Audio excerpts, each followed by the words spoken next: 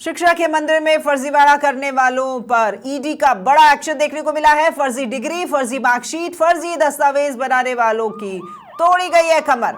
ED ने Jodhpur national university के सरगनाओं की संपत्तियां भी अटैच कर दी हैं। जेएनयू के कोऑर्डिनेटर हैं पुनीत गोदावत, जिनसे जुड़ी है चल अचल संपत्तियां, उनको अटैच किया है और पुनीत गोदावत से जुड़ी हुई 85 लाख रुपए की संपत्तियां अटैच हुई हैं। अब तक ईडी जेएनयू घोटाले में 21 करोड़ से ज्यादा की संपत्तियां अटैच कर चुकी है और जेएनयू का चेयरमैन कमल मेहता भी फर्जी डिग्रियों के कारोबार का है सरगना। आपको बता दें, ईडी ने कमल मेहता और अन्य के खिलाफ फर्जीवाड़े के मामले में पीएमएलए में ये मुकदमा भी दर्ज करवा दिया है। पूरा मामला दर्ज हुआ है और ईडी ने जेएनयू में फर्जीवाड़ा करने वालों पर सख्त कार्रवाई भी अब शुरू कर दी है।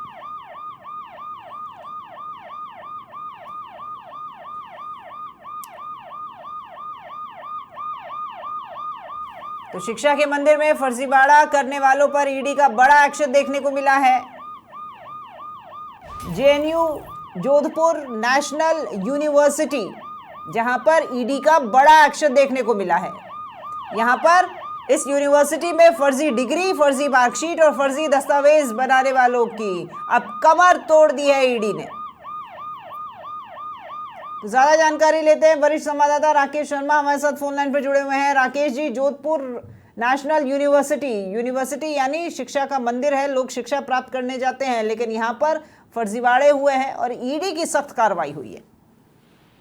देखिए राकेश जी, बेसिकली इसलिए ये कहना गलत नहीं होगा कि जोधपुर नेशनल यूनिवर्सिटी द्वारा संभवतः देश का सबसे बड़ा फर्जीवाड़ा किया गया है। 25,000 ज्यादा फर्जी डिग्री, डिप्लोमा और अंकतालिकाओं के मामले में जो ईडी में जांच कर रही है और इसके जो मालिक कमल मेहता, सबसे बड़ी बात है कि सबसे बड़े सरगना ही वो ये हैं, क्योंकि उन्होंने एक देश के निर्माण में युवाओं की भागीदारी बढ़ाने के लिए जो जोधपुर नेशनल यूनिवर्सिटी की स्थापना का उद्देश्य तो बताया था शिक्षा दी जाए, लेकिन शिक्षा के नाम पर यहाँ जो गोरख धंधे उन्होंने शुरू किए, वहाँ जो डिग्रियां, डिप्लोमा और अंकतालिकाएं बांटी गई, युवाओं से जो ब्लैक मनी ले करके और इन्होंने एक कारोबार इसको जनरेट किया। निश्चित तौर पर उससे 25,000 से ज्यादा युवा और उनके परिवार के साथ ये बहुत बड़ा खिलवाड़ हुआ था। और इस मामले में ईडी ने अब जब इसकी जांच शुरू की है तो prevention of money laundering act के तहत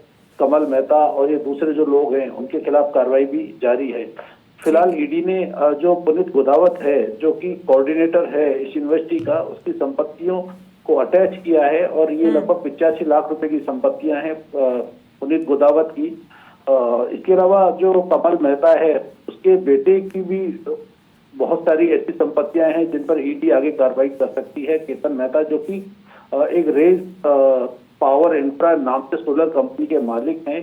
तो अब जांच एजेंसियां इस बात की जांच कर रही है कि जो कमल मेहता का बेटा केतन मेहता है कि ये जो कंपनियां हैं, क्या इन कंपनियों में जो ये ब्लैक मनी इनमें गई है और किस तरीके से इस कारोबार का लिंक है। तो निश्चित तौर पर अब तक 21 करोड़ से ज्यादा संपत्तियों को ईडी अटैच कर चुकी है और इस मामले में आगे बड़ी कार्रवाई की संभावना है, क्योंकि हजारों युवाओं के साथ जो है इसमें ये जो यूनिवर्सिटी के जो संचालक हैं, क्योंकि चेयरमैन खुद केतन मेहता, कमल मेहता हैं, तो इन्होंने फर्जीवाड़ा जो किया है उससे अब ईडी और भी गहनता से जांच कर रही है। ठीक है, ये संपत्तियां राकेश जी अटैच कर ली गई हैं। इसके अलावा और भी जो डॉक्यूमेंट्स हैं वो भी खंगाले जा रहे होंगे साथ ही साथ, क्योंकि जब यहाँ पर चेयरमैन ही इन सब में लिप्त हैं तो इसका मतलब जो पूरा स्टाफ है, हम भी माने, वो भी उन्हीं के हिसाब से ही था, तो उनके ऊपर भी तो कुछ पूछताछ और जांच तो होगी।